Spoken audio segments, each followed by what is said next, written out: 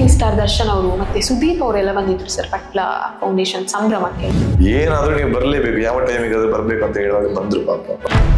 ತುಂಬಾ ವಲ್ಗರ್ ಆಗಿರುವಂತಹ ಕೆಲವೊಂದು ಜೋಕ್ಸ್ಗಳಾಗಿರ್ಬೋದು ಅಥವಾ ರಾಜಕೀಯವನ್ನ ಹೇಳ್ತರುವಂತದ್ದು. ಕಲಾವಿದನಿಗೆ ಮೆರೀಲಿಕ್ಕೆ ರಂಗದಲ್ಲಿ ಅವನಿಗೆ ಕೆಪಾಸಿಟಿ ಇಲ್ಲದೆ ಇದ್ರೆ, ಕಲೆ ನಮ್ಮನ್ನು ಸ್ವೀಕರಿಸಿದ್ರೆ ಯಾವತ್ತೂ ಕೈ ಬಿಡಲ್ಲ. ಕಲೆಯನ್ನು ನಿಮ್ಮ ಸ್ವಾರ್ಥಕ್ಕೋಸ್ಕರ ಬಳಸಿಕೊಂಡ್ರೆ ಕಲೆ ನಿಮ್ಮನ್ನು ಯಾವತ್ತೂ ಕೈ ಹಿಡಿಯಲ್ಲ. ಆದ್ರೆ ಈ ಫೌಂಡೇಶನ್ ಬಗ್ಗೆ ಕೂಡ ಅಪಪ್ರಚಾರ ಮಾಡುವಂತವ್ರು ಇದ್ದಾರೆ ಸರ್. ನನ್ನ ವೃತ್ತಿಯಲ್ಲಿ ನಾನು ದುಡ್ಡು ಮಾಡಿದೆ, ಮತ್ತೆ ಯಾವ್ದ್ರಲ್ಲಿ ದುಡ್ಡು ಮಾಡ್ದ? ನಾವೆಲ್ಲ ಯಕ್ಷಗಾನವನ್ನು ಕೇವಲ ಮನರಂಜನೆಯಾಗಿ ನೀವು ನಮ್ಮ ಜೊತೆ ಬನ್ನಿ, ಅವಾಗ ಗೊತ್ತಾಗುತ್ತೆ ನಿಮಗೆ ನಾವು ಎಷ್ಟು ದುಡ್ಡು ಮಾಡಿದ್ದೇವೆ. ನಿಮ್ಮ ಬಗ್ಗೆ ಕೂಡ ಪಾಸಿಟಿವ್ ಆಗಿ ತುಂಬಾ ಜನ ಮಾತಾಡಿದ್ದಾರೆ, ನೆಗೆಟಿವ್ ಆಗಿ ಅದಕ್ಕಿಂತ ಜಾಸ್ತಿ ಜನ ಮಾತಾಡಿದ್ದಾರೆ. ರಾಮ ಇರುವಾಗಲೇ ರಾವಣ ಇದ್ದಲ್ಲ, ಅವರೆಲ್ಲ ಯಕ್ಷಗಾನದ ಅಭಿಮಾನದಲ್ಲಿ ಯಕ್ಷಗಾನಕ್ಕೆ ಬಂದವರಲ್ಲ. ಯಕ್ಷಗಾನ ಅಂದ್ರೆ ಏನು ಅಂತ ಗೊತ್ತಿಲ್ಲ, ಇಡೀ ಫ್ಯಾಮಿಲಿ ಯಕ್ಷಗಾನ ನೋಡಿದವರಲ್ಲ. ಬಟ್ ಒಂದ್ ಚಾಲೆಂಜ್ ಅವರಿಗೆ ಈ ಮಾಧ್ಯಮದ ಮೂಲಕ ಕೂಡ ನಾನು ಚಾಲೆಂಜ್. ಸರ್, ಯಕ್ಷಗಾನದಲ್ಲಿ ಸಾಕಷ್ಟು ಸಾವಿರಾರು ಲಕ್ಷಾಂತರ ಕಲಾವಿದರಿದ್ದಾರೆ. ಅನೇಕರು ತುಂಬಾ ಕಷ್ಟದಲ್ಲಿದ್ದಾರೆ. ಅವರಿಗೊಂದು ವಿಮೆ ಇಲ್ಲ, ಮನೆ ಇಲ್ಲ, ಹಾಸ್ಪಿಟಲೈಸ್ ಆದರೆ ಖರ್ಚು ವೆಚ್ಚ ನೋಡ್ಕೊಳ್ಳೋರು ಯಾರು ಇರೋದಿಲ್ಲ. ತುಂಬ ಸಂಕಷ್ಟದಲ್ಲಿದ್ದರು ಕಲಾವಿದರೆಲ್ಲ. ಒಂದು ಟೈಮ್ನಲ್ಲಿ ನೀವು ಪಟ್ಲ ಫೌಂಡೇಶನ್ ಅಂತ ಸ್ಟಾರ್ಟ್ ಮಾಡ್ತೀರಾ, ಕಲಾವಿದರಿಗೆ ಸಾಕಷ್ಟು ಸಹಾಯವನ್ನು ಮಾಡ್ತೀರಾ. ನಿಮಗೆ ಯೋಚನೆ ಹೇಗೆ ಬಂತು ಪಟ್ಲ ಫೌಂಡೇಶನ್ ಅಂತ ಒಂದು ಮಾಡಬೇಕು ಅಂತ ಹೇಳಿ, ಕಲಾವಿದರಿಗೆ ಸಹಾಯ ಮಾಡಬೇಕು ಅನ್ನುವಂಥ ಮನಸ್ಥಿತಿ ನಿಮ್ಮದು? ಆ ಒಂದು ಯೋಚನೆ ಹೇಗೆ ಬಂತು ನಿಮಗೆ ಅಂತ? ನನಗೂ ಬಂದಿರಲಿಲ್ಲ ಆ್ಯಕ್ಚುಲಿ.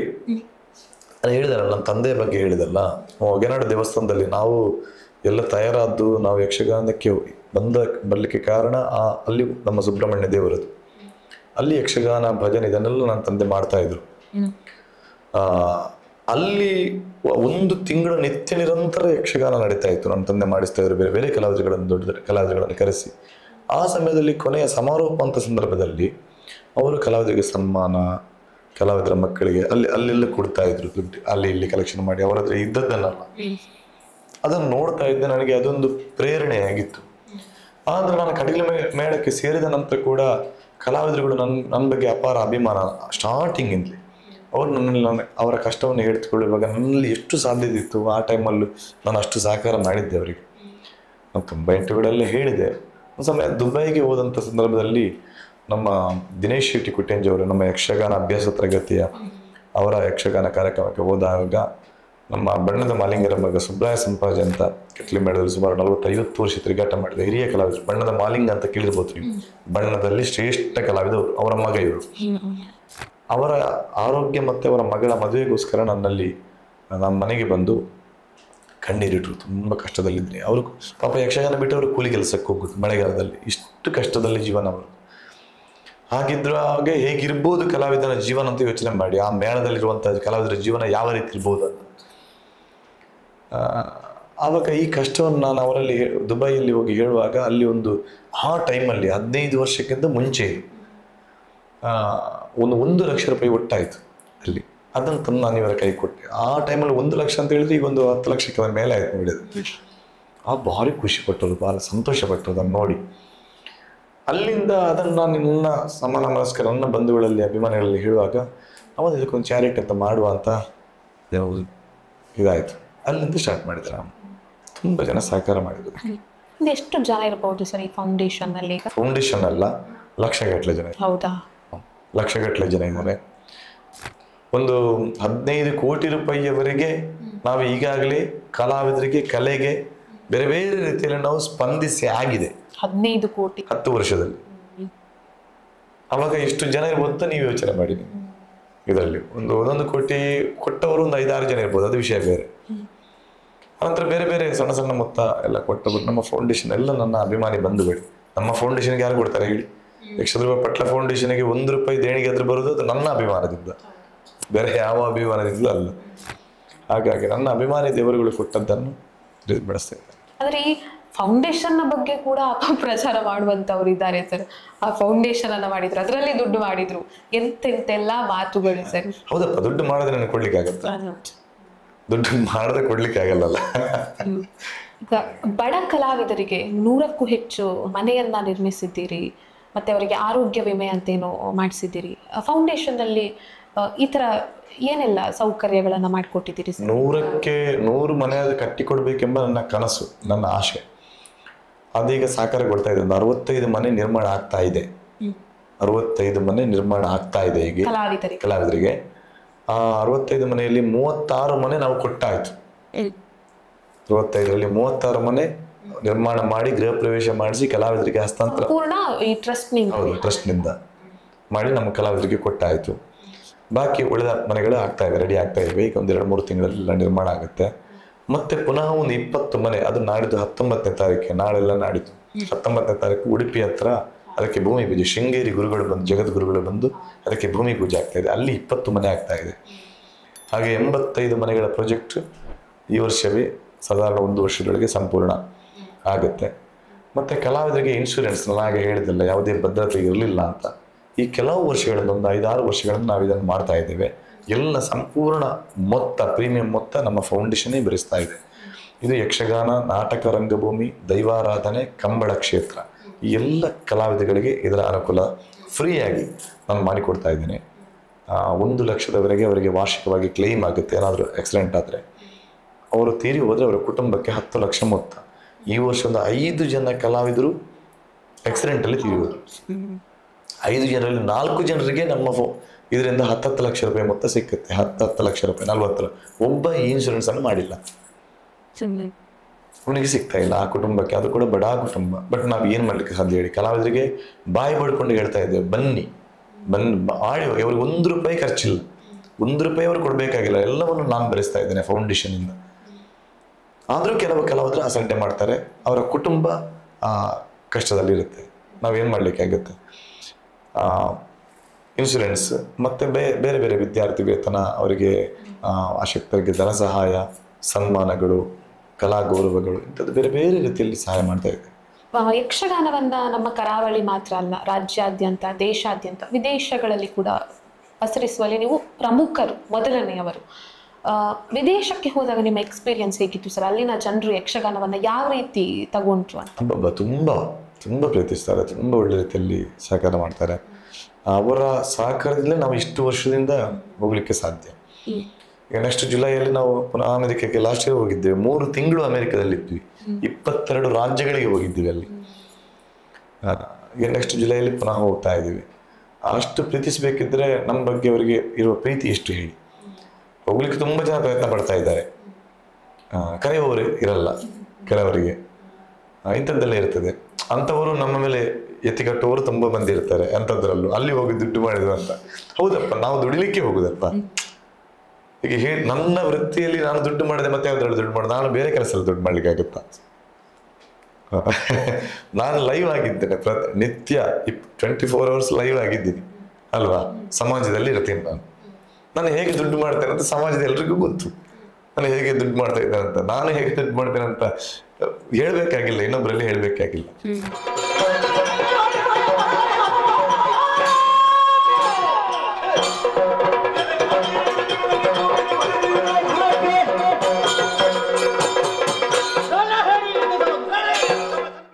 ಯಕ್ಷಗಾನ ಮಾತ್ರ ಅಲ್ಲದೆ ನೀವು ಸಿನಿಮಾ ಕ್ಷೇತ್ರಕ್ಕೆ ಕೂಡ ಕಾಲಿಡ್ತೀರಾ, ಸಿನಿಮಾದಲ್ಲಿ ಕೂಡ ಹಾಡು ಹಾಡ್ತೀರಾ, ಕನ್ನಡ ಆಗಿರ್ಬೋದು, ತುಳು ಆಗಿರ್ಬೋದು. ಆ ಒಂದು ಎಕ್ಸ್ಪೀರಿಯನ್ಸ್ ಹೇಗಿತ್ತು? ಭಾಗವತಿಕೆಗೂ ಸಂಗೀತಕ್ಕೂ ಏನಾದರೂ ಕಷ್ಟ ಆಗುತ್ತೆ ನಮ್ಗೆ. ಅಂದ್ರೆ ನಾವು ಹಾಡ್ತೀವಿ, ಬಟ್ ಅದು ಯಕ್ಷಗಾನವೇ ಆಗುತ್ತೆ. ಬಂಜಿಡು ಜನನಗೆ ಬೆರಿಟಿ ಮರಣಗೆ ಹಾಡ್ಲಿಕ್ಕೆ ಟ್ರೈ ಮಾಡ್ತೀವಿ. ತುಂಬಾ ಜನ ಕರೀತಾರೆ. 1 ವಾರದಲ್ಲಿ 1-2-3 ಫಿಲ್ಮ್ಗೆ, ಥೋಡೆ ಫಿಲ್ಮ್ ಅಲ್ಲಿ ಅದು ಇದೆ ಅಂತೇಳಿ ಒಂದು ಕೊಟ್ಟೆ, ವಾಯ್ಸ್ ಕೊಟ್ಟೆ. ನನಗೆ ಯಕ್ಷಗಾನದಷ್ಟು ಇಷ್ಟ ಅಲ್ಲ ಅಂತೇಳಿ ಅಲ್ಲ, ಯಕ್ಷಗಾನದಷ್ಟು ಇಷ್ಟ ಅಲ್ಲ. ಭಾಗವತಿಕೆ ಹೌದೌದು, ಅದು ನನ್ನ ವಾಯ್ಸ್ ಬೇಕು ಅಂತ ಅವರ ಅಭಿಮಾನದಿಂದ ಕೇಳ್ತಾರೆ, ನಾವು ಕೊಡ್ತೇವೆ ಅಷ್ಟೇ. ರಂಗಿತ ರಂಗದಲ್ಲಿ ನೀವು ಹಾಡು ಹೇಳಿದ್ರೆ ಆ ಹಾಡು ತುಂಬಾ ಪಾಪ್ಯುಲರ್ ಆಗುತ್ತೆ ಸರ್, ತುಂಬಾ ಹಿಟ್ ಆಗ್ತದೆ. ಆ ಹಾಡು ಹಾಡುವಾಗ ಏನಾದ್ರು ಆದಂತಹ ಎಕ್ಸ್ಪೀರಿಯನ್ಸ್ ಹೇಗಿತ್ತು? ಎಕ್ಸ್ಪೀರಿಯನ್ಸ್ ಹೌದು, ತುಂಬಾ ಕಷ್ಟದಲ್ಲಿ ಹಾಡಿದ್ ನಾನಂದ್ರೆ.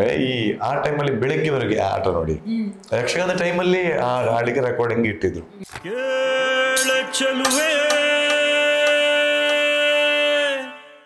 ನಾನು ಬೆಳಿಗ್ಗೆ 6 ಗಂಟೆವರೆಗೆ ಮೇಳದಲ್ಲಿ ಹಾಡಿ, ಕಟೀಲು ಮೇಳದಲ್ಲಿ ಇದ್ದಾವಾಗ ಬೆಳಿಗ್ಗೆ 6-6:30 ಹಾಡಿ ಅಲ್ಲಿಂದಲೇ ಕಾರ್ ಮಾಡಿಕೊಂಡು ಬ್ಯಾಂಗ್ಳೂರಿಗೆ ಹೋಗ್ತು ರೆಕಾರ್ಡಿಂಗ್. ಅದು ರೆಕಾರ್ಡಿಂಗ್ ಅದು ಬ್ಯಾಂಗ್ಳೂರಲ್ಲಿ.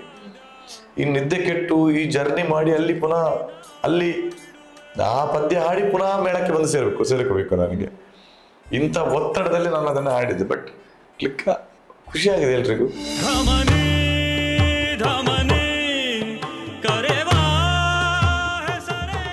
ತುಂಬ ಕಷ್ಟ ಆಗಿತ್ತು ನನಗೆ.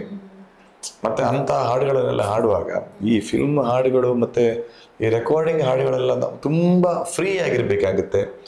ಅದಕ್ಕಾಗಿ ನಾವು ತುಂಬ ದಿನಗಳನ್ನು ನಾವು ಇಂಥ ಬ್ಯುಸಿ ಶೆಡ್ಯೂಲಲ್ಲೆಲ್ಲ ನೀವು ಒಂದು ಹಾಡಿ ಅಂತ ಪಟಕ ಕೊಟ್ಟ ಕೊಡ್ಲಿಕ್ಕೆ ಆಗಲ್ಲ, ಕಷ್ಟ ಆಗುತ್ತೆ. ಅವರಿಗೆಲ್ಲ ಡೈಲಿ ಶೋ ಇರಲ್ಲ. ಅವರು ಒಂದು ಫಿಲ್ಮ್ ಮಾಡ್ತಾರೆ, ಮತ್ತೆ ಒಂದು ವರ್ಷ ಆರಾಮಾಗಿ ತಿರುಗಾಡಿಕೊಂಡು ಫ್ರೀ ಆಗಿರ್ತಾರೆ ನೆಕ್ಸ್ಟ್ ಹಾಡುಗಳನ್ನು ಹಾಡಲಿಕ್ಕೆ ಅಥವಾ ಆ್ಯಕ್ಷನ್ ಮಾಡಲಿಕ್ಕೆ. ನಮ್ಮ ಯಕ್ಷಗಾನ ಕಲಾವಿದರಿಗೆ ಹಾಗಲ್ಲ, ಡೈಲಿ ಕಾರ್ಯಕ್ರಮಗಳೇ. ಅದು ಒಂದೊಂದು ಅಲ್ಲ, 4-5 ಕಾರ್ಯಕ್ರಮಗಳಿರ್ತದೆ. ಚಾಲೆಂಜಿಂಗ್ ಸ್ಟಾರ್ ದರ್ಶನ್ ಅವರು ಮತ್ತೆ ಸುದೀಪ್ ಅವರೆಲ್ಲ ಬಂದಿದ್ರು ಸರ್ ಪಟ್ಲ ಫೌಂಡೇಶನ್ ಸಂಭ್ರಮಕ್ಕೆ, ಪಟ್ಲ ಸಂಭ್ರಮಕ್ಕೆ. ಆ ಒಂದು ಮೂಮೆಂಟ್ ಹೇಗಿತ್ತು ಸರ್? ಅವರು ಬಂದು ಯಕ್ಷಗಾನದ ಬಗ್ಗೆ ಮಾತನಾಡೋದು ಹೇಗೆ? ಅಲ್ಲ, ಅದು ತುಂಬಾ ಒಳ್ಳೆ ಎಕ್ಸ್ಪೀರಿಯನ್ಸ್ ಅಲ್ಲ. ಅಂಥವರಿಗೆಲ್ಲ ಖುಷಿ ಆದ್ರೆ ನಮ್ಗೆ ಅದಕ್ಕಿಂತ ಏನ್ ಬೇಕು ಹೇಳಿ. ದರ್ಶನ್ ಎಲ್ಲ ತುಂಬಾ ಖುಷಿ ಪಟ್ಟಿದ್ರು. ನಮ್ ತುಂಬ ಆತ್ಮೀಯರು ಕೂಡ. ಸುದೀಪ್ ಕೂಡ ಹಾಗೆ ಬಂದಂತೂ ಹೋಗುವಾಗ್ಲೂ ಸುದೀಪ್ನ ಆಟಿಟ್ಯೂಡ್ ನಿಮ್ಗೆ ಗೊತ್ತು. ಅವರು ಬಹಳ ಲೆಕ್ಕಾಚಾರದಲ್ಲಿ ಇರ್ತಾರೆ, ಎಲ್ಲದರಲ್ಲೂ ಬಹಳ ಲೆಕ್ಕಾಚಾರದಲ್ಲಿ ಇರ್ತಾರೆ. ನಾನು ಬರಲ್ಲ, ಬ್ಯುಸಿ ಇದ್ದೇನೆ ಹಾಗೆ ಈಗ. ಮತ್ತು ಇನ್ವಿಟೇಷನ್ ಅಲ್ಲಿ ನೋಡಿ ಆಗುವ ಖುಷಿ ಆಯಿತು. ಆಯ್ತು ಬರ್ತೇನೆ, ಯಾಕಾದ್ರೂ ಮಾಡಿ ಬರ್ತೇನೆ. ಸ್ವಲ್ಪ ಡಿಲೇ ಆದಿತ್ತು, ಏನಾದರೂ ನೀವು ಬರಲೇಬೇಕು, ಯಾವ ಟೈಮಿಗಾದ್ರೂ ಬರಬೇಕು ಅಂತ ಹೇಳುವಾಗ ಬಂದರು. ಪಾಪ ಬಂದ ನಂತರ ಭಾಳ ಖುಷಿ ಪಟ್ಟರು. ತುಂಬ ಸಪೋರ್ಟಿವ್ ಆಗಿದ್ದಾರೆ. ಏನಾಗಬೇಕು ಹೇಳಿ ನಮ್ಮಿಂದ ಅಂತ. ಈಗ ಯಕ್ಷಗಾನ ಏನು ಪಾತ್ರಗಳ ಬಗ್ಗೆ ಮಾತನಾಡೋದಾದ್ರೆ, ಈ ಹಾಸ್ಯ ಕಲಾವಿದರು ಅಂತ ಬರ್ತಾರೆ ಸರ್. ಹಾಸ್ಯ ಕಲಾವಿದರು ಹೆಚ್ಚಾಗಿ ಏನು ಹಾಸ್ಯ ಮಾಡುವ ಸಂದರ್ಭದಲ್ಲಿ ತುಂಬ ವಲ್ಗರ್ ಆಗಿರುವಂಥ ಕೆಲವೊಂದು ಜೋಕ್ಸ್ಗಳಾಗಿರ್ಬೋದು ಅಥವಾ ರಾಜಕೀಯವನ್ನ ಹೇಳ್ತರುವಂಥದ್ದು ಹಾಸ್ಯಗಳಲ್ಲಿ, ಅದು ಹೇಗೆ ಸರ್? ಸರಿ ಅಂತ ಅನ್ಸುತ್ತಾ ನಿಮ್ಗೆ? ತಪ್ಪೇ ಅಲ್ಲ ಸರಿ, ಖಂಡಿತ ಸರಿ ಅಲ್ಲ. ಅದು ಕಲಾವಿದರ ವೀಕ್ನೆಸ್ ಅಂತ, ದೌರ್ಬಲ್ಯ. ಕಲಾವಿದನಿಗೆ ಮೆರೀಲಿಕ್ಕೆ ರಂಗದಲ್ಲಿ ಅವನಿಗೆ ಕೆಪಾಸಿಟಿ ಇಲ್ಲದೆ ಇದ್ರೆ ಅವ ಇಂಥದ್ದನ್ನೆಲ್ಲ ಹೇಳ್ಕೊಳ್ತಾನೆ. ಈಗಿನ ರಾಜಕೀಯಗಳನ್ನಾಗಲಿ ಬೇರೆ ಯಾವುದೇ ರೀತಿಯಾಗಲಿ, ಸಿನಿಮಾ ಪದ್ಯದಲ್ಲಿ ಅಂದರೆ ಸಿನಿಮಾ ಶೈಲಿಯ ಹಾಡುಗಳು, ಯಕ್ಷಗಾನ ಶೈಲಿ ಬಿಟ್ಟು ಸಿನಿಮಾ ಶೈಲಿ ಹಾಡು ಯಾಕೆ ಹಾಡಬೇಕು? ಯಕ್ಷಗಾನ ಶೈಲಿಯಲ್ಲಿ ಕೆಪಾಸಿಟಿ ಇಲ್ಲ ಅವನಿಗೆ, ಅರ್ಥ ಆಯ್ತಾ? ಕಲಾವಿದರು ಬೇರೆ ಬೇರೆದ್ದನ್ನು ತಂದು ಯಕ್ಷಗಾನಕ್ಕೆ ಯಾಕೆ ತರ್ತಾರೆ? ಅವರ ವೀಕ್ನೆಸ್, ಅವರ ದೌರ್ಬಲ್ಯದಿಂದಾಗಿ ಅವರಿಗೆ ಬೇರೆ ಪೌರಾಣಿಕ ನಿಟ್ಟಿನಲ್ಲಿ ಯಕ್ಷಗಾನೀಯವಾಗಿ ಅವರಲ್ಲಿ ಏನು ಇಲ್ಲ ಎನ್ನುವುದನ್ನು ತೋರ್ಪಡಿಸಲಿಕ್ಕೆ ಮಾಡುವಂಥ ಕಸರತ್ತು ಅಷ್ಟೇ. ಹಾಗಾದ್ರೂ ನಾವು ಮೆರಿಬೇಕು ಅಂತ ಅದು ಕೆಲವರಿಗೆ ಇಷ್ಟ ಆಗುತ್ತೆ. ಬಟ್ ಯಕ್ಷಗಾನದ ಪ್ರೇಮಿಗಳಿಗೆ ಅದು ಇಷ್ಟ ಅಲ್ಲ. ನಾವೆಲ್ಲ ಯಕ್ಷಗಾನವನ್ನು ಕೇವಲ ಮನರಂಜನೆಯಾಗಿ ನೋಡುವವರಲ್ಲ. ಯಕ್ಷಗಾನವನ್ನು ಹೇಗೂ ಮಾಡಲಿಕ್ಕೆ ನಮ್ಮಿಂದ ಆಗಲ್ಲ. ಅದು ಯಕ್ಷಗಾನೀಯವಾಗಿ ಬೇಕು. ಹೊಸತನ ತರಬಹುದು, ಹೊಸತನ ತರುವುದನ್ನು ತಪ್ಪು ಅಂತ ನಾನು ಹೇಳಲ್ಲ. ಎಲ್ಲಿ ಹೊಸತನ ಯಾವುದು ಬೇಕು ಅಂತ. ಯಕ್ಷಗಾನವನ್ನ ಗಂಡು ಕಲೆ ಅಂತ ಹೇಳಿ ಕರಿತೀವಿ. ಈಗ ಹೆಣ್ಮಕ್ಳು ಕೂಡ ಪಾತ್ರವನ್ನ ಮಾಡೋದಕ್ಕೆ ಸ್ಟಾರ್ಟ್ ಮಾಡಿದ್ದಾರೆ, ವೇಷ ಹಾಕೋದಕ್ಕೆ. ಚೆಂಡೆಮದ್ದಳೆಯಲ್ಲಿ, ಹಿಮ್ಮೇಳದಲ್ಲಿ, ಭಾಗವತಿಕೆಯಲ್ಲಿ ಕೂಡ ಸಾಕಷ್ಟು ಒಳ್ಳೆ ಭಾಗವತರೆಲ್ಲ ಇದ್ದಾರೆ ಸರ್. ಮಹಿಳೆಯರಲ್ಲಿ ನೋಡೋದಾದ್ರೆ ಅವರ ಬಗ್ಗೆ ನೀವೇನು ಹೇಳ್ತೀರಾ ಸರ್? ತುಂಬ ಒಳ್ಳೆಯ ಬೆಳವಣಿಗೆ. ನಾನು ಆಗಲೇ ಹೇಳಿದ್ದೆಲ್ಲ, ಮತ್ತೊಂದು ಮಾತಲ್ಲಿ ಹೇಳಿದೆ, ಹೆಣ್ಮಕ್ಕಳು ಕೂಡ ಯಕ್ಷಗಾನಕ್ಕೆ ಬಂದ ನಂತರ ಇದರ ವ್ಯಾಪ್ತಿ ತುಂಬ ಬೆಳೆಯಿತು. ಅದ ಕಾರಣ ಮತ್ತೆ ಗಂಡು ಕಲೆ ಎನ್ನುವುದು, ಹೌದು ಗಂಡಸರೇ ಮಾಡ್ತಾ ಇರುವಂಥ ಕಲೆ, ಬೇರೆ ಬೇರೆ ಕಾರಣಗಳಿಂದಾಗಿ ಅದು ಹಾಗೆ ಅರ್ಥ ಅಂದರೆ ಶಬ್ದ ಅಲಂಕಾರ ಹಾಗೆ ಬಂದಿದೆ.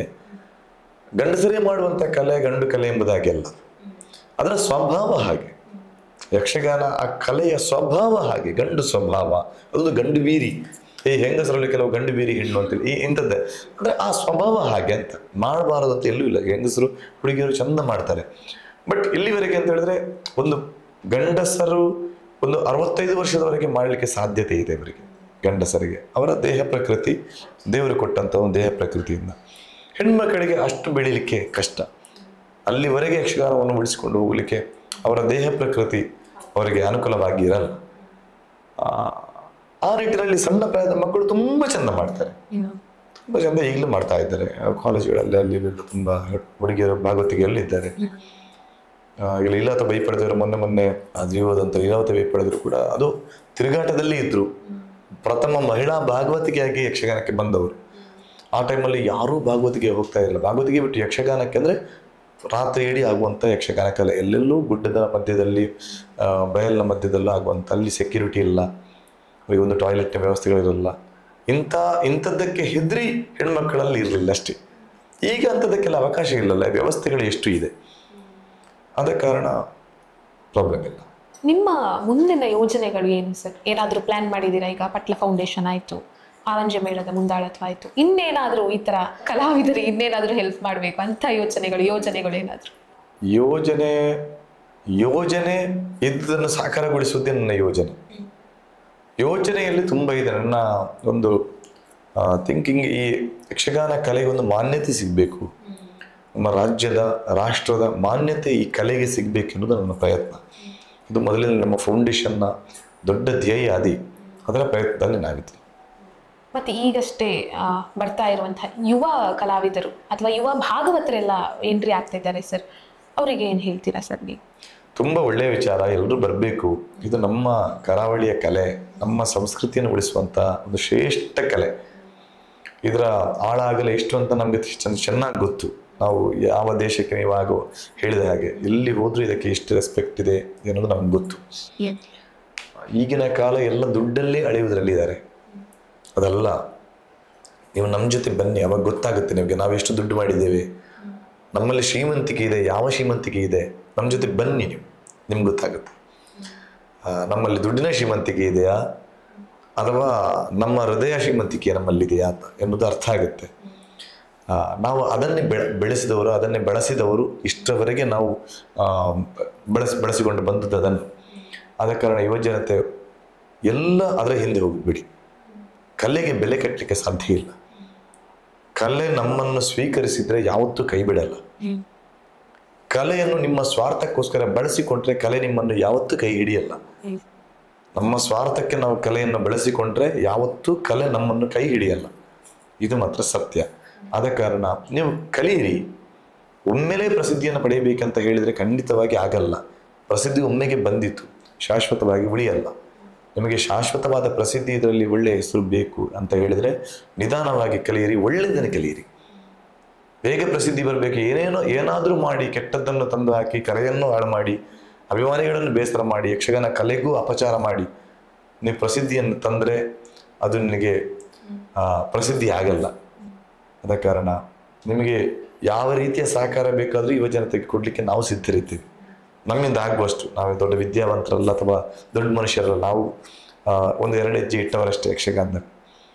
ನಾವೆಲ್ಲ ಬಲಿಪರಂತ ಪೂಂಜರಂತವರ ಆದರ್ಶವನ್ನು ಬೆಳೆಸಿಕೊಂಡು ಬಂದವರು. ಇದನ್ನು ಒಳ್ಳೇದು ಮಾಡಲಿಕ್ಕೆ ನಮ್ಮಿಂದ ಆಗದಿದ್ದರೂ ಹಾಳು ಮಾಡಲಿಕ್ಕೆ ಅಂತೂ ಖಂಡಿತ ಹೋಗಲ್ಲ.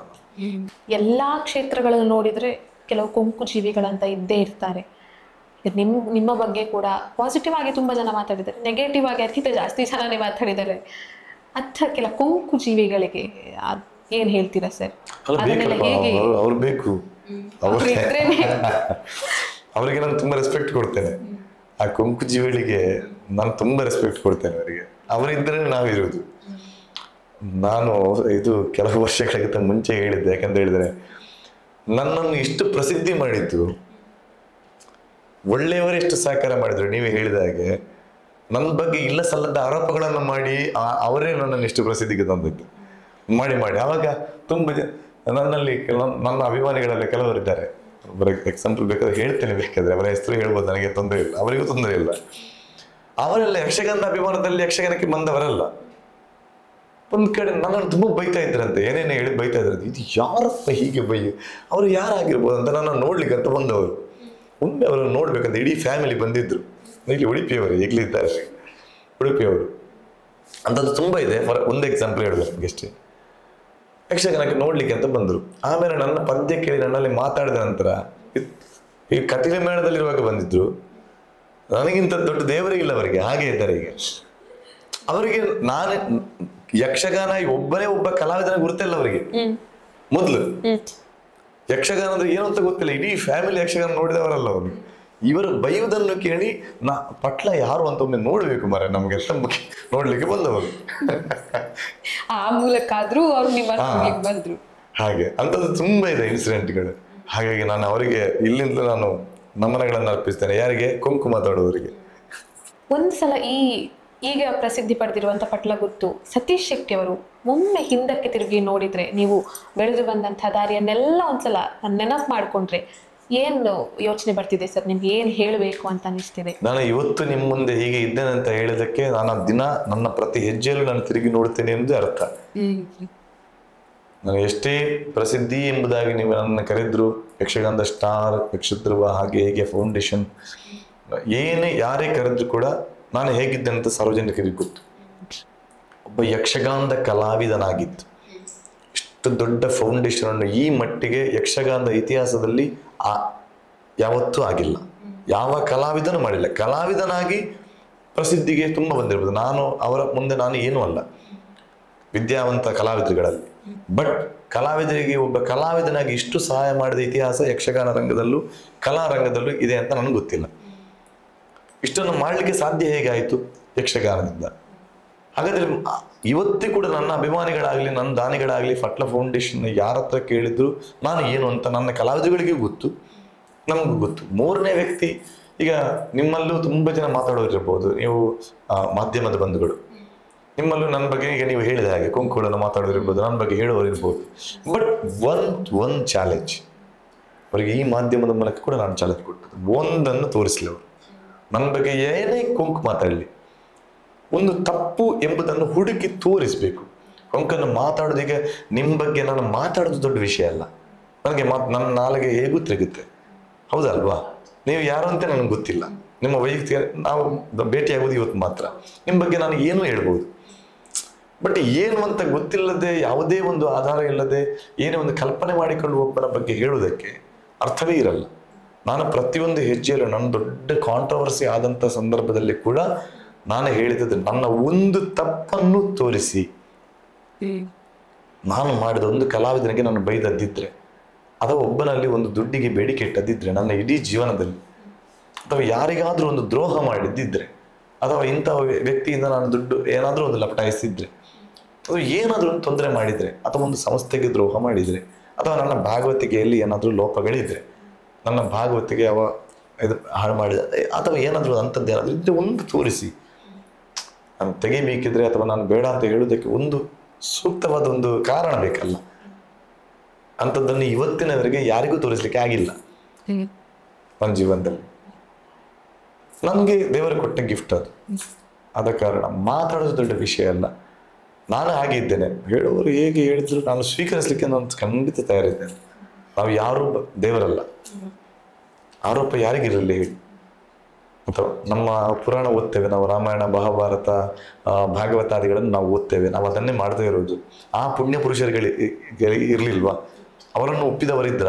ಸಾರ್ವಜನಿಕವಾಗಿ ರಾಮ ಇರುವಾಗಲೇ ರಾವಣ ಇದ್ದಲ್ಲ, ಕೃಷ್ಣ ಇರುವಾಗಲೇ ಕಂಸಾಖ್ಯರಿದ್ರು. ಪ್ಲಸ್ ಮೈನಸ್ ಇದ್ದದ್ದು ಜೀವನದಲ್ಲಿ. ಯಾರನ್ನು 100% ನಮ್ಗೆ ಎಲ್ಲರೂ ನಾವು ಹೇಳಿದೆ ಕೇಳಬೇಕು, ನಮ್ಮನ್ನು ಒಪ್ಪಬೇಕಂತ ಹೇಳುದು ನಮ್ಮ ದೊಡ್ಡ ಮೂರ್ಖತನ. ನಮಗೆ 10% ಇದ್ರೆ ಸಾಕು ನಮ್ಮವರು. ಇಷ್ಟೊತ್ತು ನಮ್ಮ ಜೊತೆಗಿದ್ರಿ, ನೀವು ಬೆಳೆದು ಬಂದಂತಹ ದಾರಿಯನ್ನ, ನಿಮ್ಮ ತಂದೆ ತಾಯಿ ನಿಮಗೆ ನೀಡಿದಂತಹ ಪ್ರೋತ್ಸಾಹವನ್ನ, ನಿಮ್ಮನ್ನ ಯಾವ ರೀತಿಯಾಗಿ ತಿದ್ದಿ ಬೆಳೆಸಿದ್ರು, ಜೊತೆಗೆ ನಿಮ್ಮ ಮೇಲೆ ಅಭಿಮಾನವನ್ನ ಇಟ್ಟಿರುವಂತಹ ಸಾಕಷ್ಟು ಅಭಿಮಾನಿಗಳಿದ್ದಾರೆ ಸರ್, ಅವರಿಗೆ ಕಲಾವಿದರ ಬಗ್ಗೆ ಸಾಕಷ್ಟು ಮಾತುಗಳನ್ನಾಡಿದ್ರಿ. ನಿಮ್ಮ ಈ ಕಲಾ ಸೇವೆ, ನೀವು ಕಲಾವಿದರಿಗೆ ಮಾಡ್ತಾ ಇರುವಂತಹ ಸೇವೆಗಳು ಕೂಡ ಇನ್ನಷ್ಟು ಮುಂದುವರಿಲಿ. ದೇವರು ನಿಮಗೆ ಶಕ್ತಿಯನ್ನ ಕೊಡ್ಲಿ, ಇನ್ನಷ್ಟು ಕಲಾವಿದರಿಗೆ ಸಹಾಯವನ್ನ ಮಾಡುವಂತಹ ಶಕ್ತಿ ಕೊಡ್ಲಿ, ಆಯಸ್ಸು ಕೊಡ್ಲಿ, ಆರೋಗ್ಯ ಕೊಡ್ಲಿ, ನೆಮ್ಮದಿಯಾಗಿರಿ ಸರ್. ಇನ್ನಷ್ಟು ಸೇವೆ ನಿಮ್ಮಿಂದ ಒದಗಿ ಬರಲಿ ಅಂತ ಹೇಳ್ತಾ ಧನ್ಯವಾದಗಳು sir. Thank you so much. ನೋಡಿದ್ರಲ್ಲ ವೀಕ್ಷಕರೇ, ಪಟ್ಲಗುತ್ತು ಸತೀಶ್ ಶೆಟ್ಟಿ ಅವರ ವಿಶೇಷ ಸಂದರ್ಶನವನ್ನ. ಇನ್ನು ಮುಂದಿನ ಸಂಚಿಕೆಯಲ್ಲಿ ಇನ್ನೋರ್ವ ವಿಶೇಷ ಅತಿಥಿಯೊಂದಿಗೆ ನಾನು ನಿಮ್ಮ ಮುಂದೆ ಹಾಜರಿರ್ತೀನಿ. ಅಲ್ಲಿಯವರೆಗೆ ಮಿಸ್ ಮಾಡದೆ ನೋಡ್ತಾ ಇರಿ ಹೊಸದಿಗಂತ ಡಿಜಿಟಲ್ ಚಾನೆಲ್. ನಮಸ್ಕಾರ.